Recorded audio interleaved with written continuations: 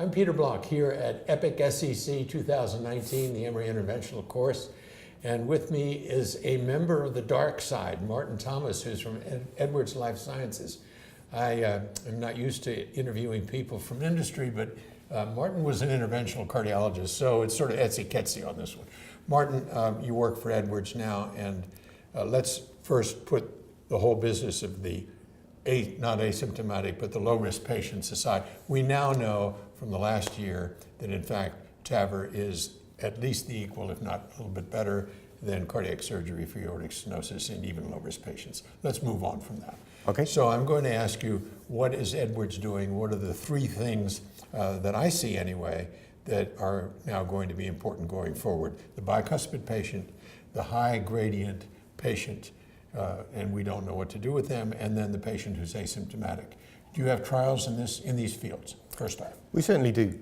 So let's take the high gradient but asymptomatic patient first. We have a randomized trial in that field to try and see, is watchful waiting a reasonable thing to do, or should one intervene early? So these are patients with significant AS, but quote unquote, no symptoms. So by all diagnostic criteria, they have severe aortic stenosis, but they feel they have no symptoms. To get into the trial, they have to do an exercise test. So that may get rid of a lot of patients. I think so. Okay. So that number one, that's an important trial because we really don't know what to do with these Correct. patients. So is it going to be randomized to ongoing watchful waiting versus going ahead and doing a TAVR? Indeed. And I guess the question is, does the patient pay a price for waiting, or is it better to just do it straight away? Okay, and we truly don't know the answer to that, do we? Okay, so that number one. Let's take the high gradient patient. We're taking the hard ones first. The bicuspids are last. So high gradient, 100 millimeters of mercury, and yet I feel great. And I know that my chances of having sudden death are relatively low, but not zero. Tell me about that trial. Well, that trial is really very similar to, both trials are really amalgamated into what we call early TAVR.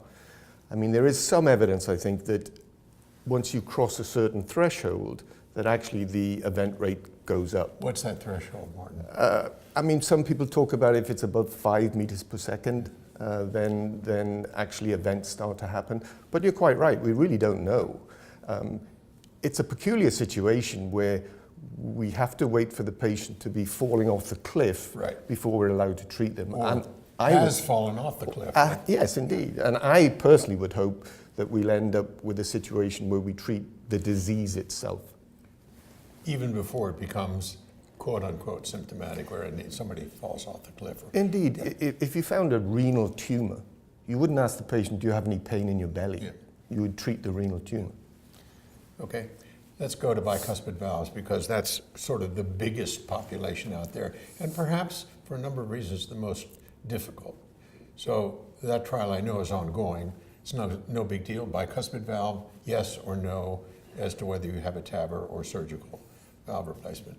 So tell me your thoughts about this because I'm going to give you some hard questions in a minute. Okay. The problem with bicuspid valves, in my opinion, is it's a broad spectrum. Now, in the elderly, Raj Makkar, I think at ACC, presented a nice registry out of TVT saying that the results for elderly bicuspid valves were very acceptable. Yeah, but let me interrupt because a lot of what are really tricuspid valves look like bicuspid valve, function of their bicuspid, but that's not the real bicuspid valve I'm talking about. Okay, so that then moves nicely into this question of low risk, which of course will take the age down and then potentially get into the patients that you are describing, which is proper bicuspid valves, heavily calcified. And I think that's the interesting thing about the fact that risk is now taken out of the equation. I think what the heart teams will have to do is to assess the patient and the anatomy. And it's very clear that some bicuspids are suitable for TAVR, some bicuspids are not suitable for TAVR. And I imagine that heart teams, and that's why I'm not particularly convinced that a randomized trial is the way to go. Because I think many heart teams, if you have a bicuspid valve, heavily eccentrically calcified and aortopathy, not many people are going to do a TAVR on that patient. Well, that's where I was going to go with the question. The aortopathy business is really the critical issue here, isn't it? Correct. And we frequently can't make that diagnosis short of seeing dilation, but they can in fact have aortopathy, which 5 years down the line may be a problem for them. So how do we differentiate that, Martin? How do we decide whether a bicuspid valve that looks like it may mechanically work, that in fact you can get it open and the TAVR will sit in there right and there's not that much calcification? How do you avoid the aortopathy question?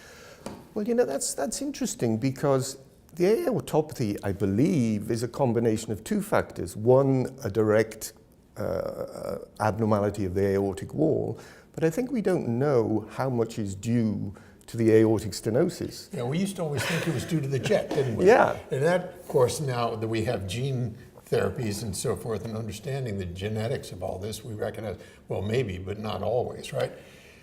That's a tough one, isn't it? How do we make It is, that diagnosis? and I think one conversation that will start to be made is, if you present at a really young age with a bicuspid valve, let's say 55 or 60, I mean, you're going to require 2, perhaps Maybe. even 3 Right. procedures in your lifetime. And so that's where the anatomy comes in. You know, if it's really unfavorable anatomy, then certainly surgery would be, so surgery, TAVR.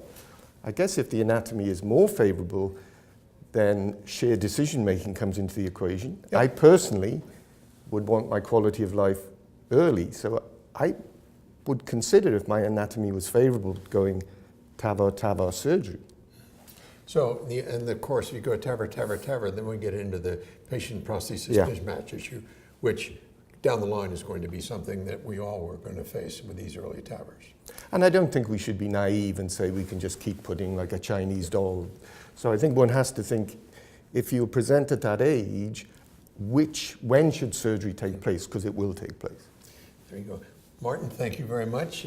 He obviously has good insight into this, and there's a lot of unanswered questions. Correct. But we'll get there. Indeed. Thank you.